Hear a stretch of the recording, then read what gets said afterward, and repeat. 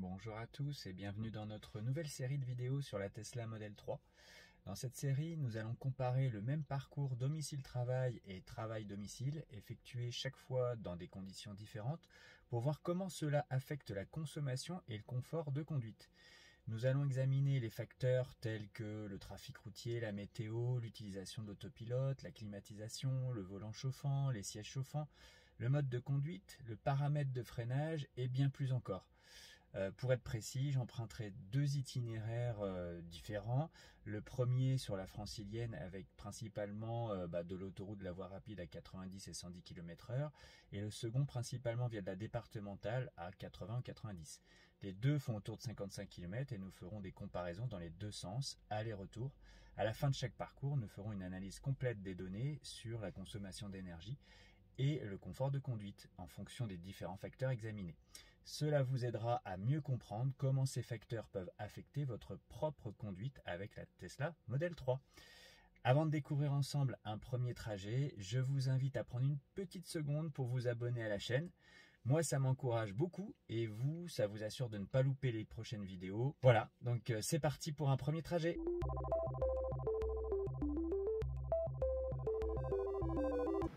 Il fait froid ce matin et la voiture est en train de préconditionner. Vous voyez, le gel est bien présent.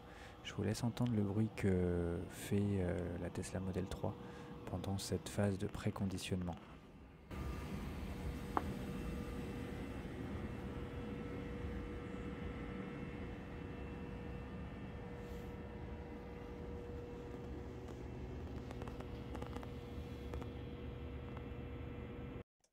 Ce trajet domicile-travail donc sera effectué principalement sur de l'autoroute et de la nationale.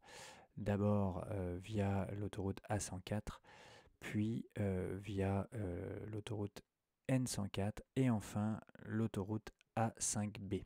C'est un trajet d'environ 1 heure pour 56 km environ. Bon, pour ceux qui connaissent, c'est la francilienne, hein, donc avec parfois des aléas comme fort trafic. Voilà, on commence le trajet par un petit peu de départemental, ce qui explique que je suis environ autour de 66-70 km/h. Voilà, donc dans mon sens, la voie n'était pas chargée et il faisait encore assez froid, hein, moins 2 degrés. Alors, au niveau des paramètres, nous allons rouler avec la climatisation automatique enclenchée, le mode de conduite et le mode confort, mode freinage, donc serrage, les sièges chauffants sont enclenchés. On voit tout de suite que la consommation est un peu plus forte qu'attendu. Voilà, nous avons réglé la clim à 20,5 degrés et très vite, c'est ce qui nous coûte une surconsommation. Voilà, donc là on est sur le début de l'autoroute et voilà, 9 km après, la consommation reste assez élevée à 175 Wh par kilomètre. Elle va baisser progressivement.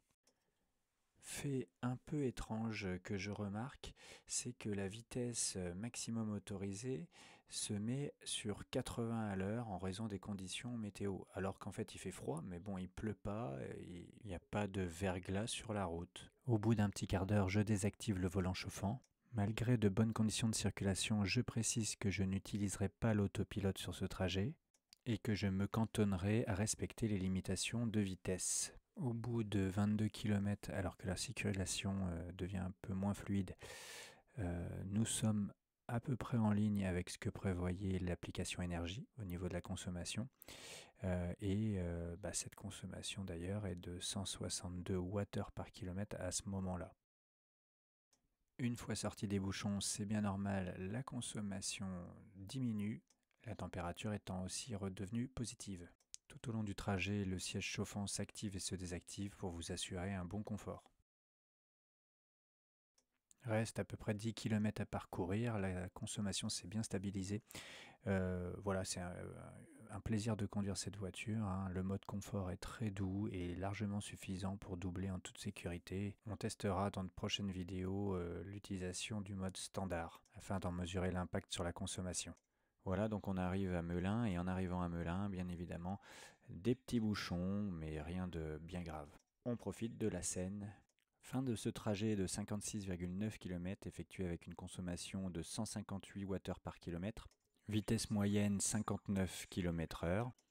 Au niveau météo, entre -1 et 3 degrés, sans pluie, pas de vent non plus, et nous avions la clim en automatique à 20,5 degrés avec un volant chauffant pendant 15 minutes et des sièges chauffants en automatique. Et nous avons consommé 15,4% de la batterie. Voilà pour ce trajet hivernal typique. Alors la consommation que je vous ai affichée dans le tableau, c'est la consommation qu'indique l'application TESLab, donc c'est la consommation totale réelle effectuée par le véhicule. Info complémentaire, on est sur un trajet avec un dénivelé positif de 3 mètres. On va faire maintenant le trajet retour le soir même, en passant par des routes départementales et avec une température plus clémente. Alors c'est parti, donc 1h07 de trajet pour 55 km prévus. On repart du même endroit, donc voilà, mais on va prendre bien entendu d'autres chemins, puisqu'on va rejoindre la départementale, puis ensuite on aura un tronçon d'autoroute, l'autoroute A104. Donc D471, puis A104. Même réglage, 20,5 degrés au niveau de la clim auto, siège chauffant auto et pas de volant chauffant par contre. Grâce à Android Auto, j'ai pu m'apercevoir que prendre la route départementale serait plus rapide que le trajet autoroute que j'avais pris à l'aller. Et oui, j'ai mis Android Auto grâce à l'application Tesla. Je ne sais pas si vous connaissez cette application. Si vous voulez que je vous partage des infos dessus, n'hésitez pas à me faire des commentaires et je vous ferai une petite vidéo. Donc voilà, c'est bien pratique. Vous remarquez d'ailleurs qu'on est quasiment synchro entre le GPS Android Auto et le GPS de la Tesla. Vous voyez D471 dans 7,2 km et 7,1 km pour le GPS de la Tesla. Donc c'est de la route départementale sur laquelle je suis, c'est bien agréable. On est à peu près autour de 80 km/h tout le temps, sauf à un moment donné on a pas mal de feux, et donc bien entendu on fait baisser la moyenne. Par contre, un truc intéressant également en utilisant Android Auto, c'est que vous avez souvent les vitesses maximum autorisées qui sont justes, alors que le GPS de Tesla n'est pas toujours vraiment à jour. Regardez là par exemple, c'est le contre-exemple, parce qu'en fait 110 km/h à cet endroit-là sur la départementale, bien entendu, c'est Google qui se trompe là, et c'est la Tesla qui avait raison. Oui, je vous montre que pour faire sortir le son de cette application, il faut bien penser à connecter son téléphone en Bluetooth.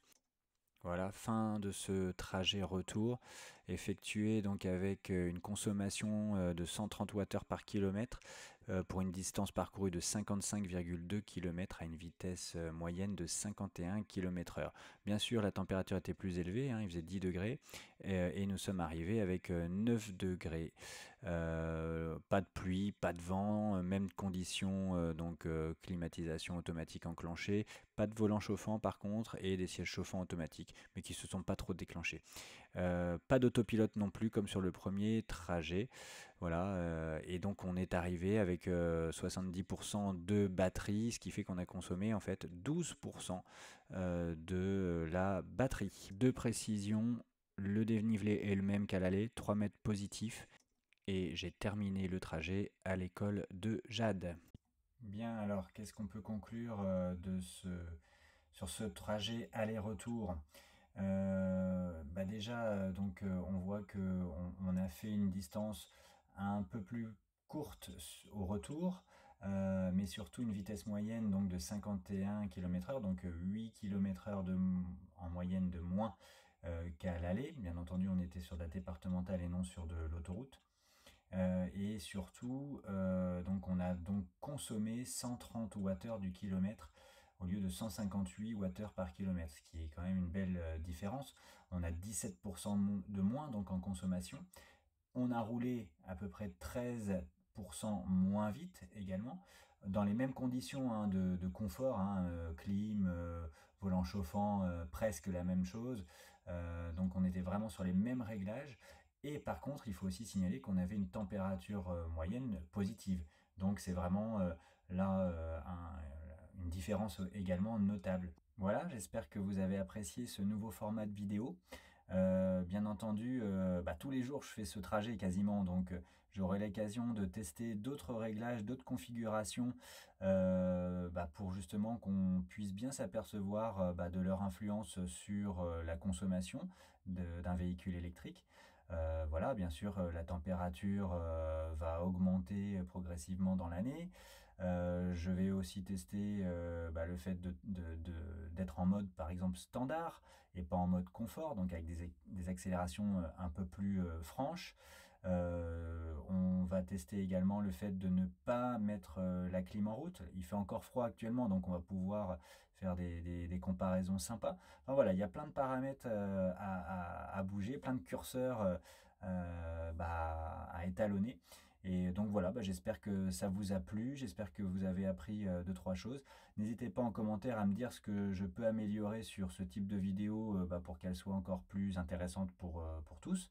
N'hésitez pas surtout à vous abonner parce qu'en fait mon objectif c'est d'être à 1000 abonnés d'ici la fin du mois de mars. On vient de l'entamer. Voilà, j'espère vraiment que ça vous a plu. Donc je vous dis à très bientôt. Alors oui, vous avez vu, j'ai utilisé l'application Teslab. Pareil, hein, n'hésitez pas à me demander si vous souhaitez des infos sur cette application en commentaire. Je vais peut-être pas garder cette appli, je vais peut-être passer sur Teslafi qui m'a l'air plus détaillé.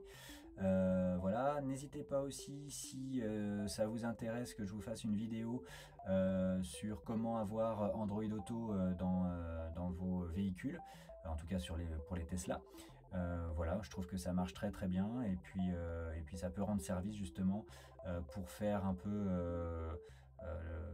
pour tester le GPS Tesla et regarder s'il n'y a pas d'autres trajets alternatifs plus intéressants. Voilà, et puis pour utiliser les applis qui sont dans Android Auto également. Voilà, bon allez, c'est tout pour aujourd'hui. Je vous laisse. À très bientôt sur Famille Électrique.